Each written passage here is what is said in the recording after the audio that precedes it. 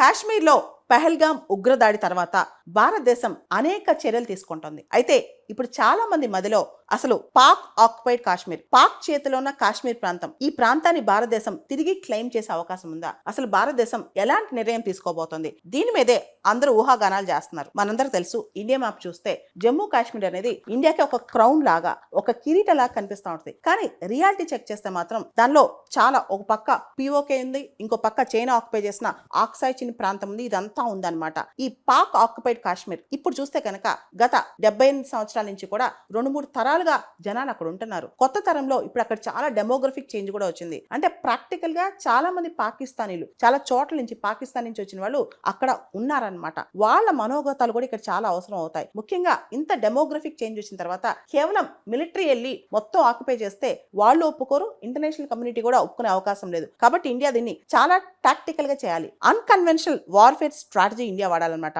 Unconventional warfare strategy అంటే ఏంటంటే ఇక్కడ కొన్ని కోవర్ట్ ఆపరేషన్స్ ద్వారా, కొన్ని పీపుల్ టు పీపుల్ కాంటాక్ట్ ద్వారా అక్కడ ప్రజల మద్దతు ఇండియా తీసుకొచ్చుకోవాలి. అది చాలా ఇంపార్టెంట్. పాక్ ఆక్రమిత కాశ్మీర్లో ఉన్న ప్రజల్లో కూడా చూడండి, మిగతా కాశ్మీర్ ఎలా డెవలప్ అయిందో, మిగతా జమ్మూ ప్రాంతం ఎలా డెవలప్ అయిందో, మేము కూడా మిమ్మల్ని అలా డెవలప్ చేస్తామని చెప్పి.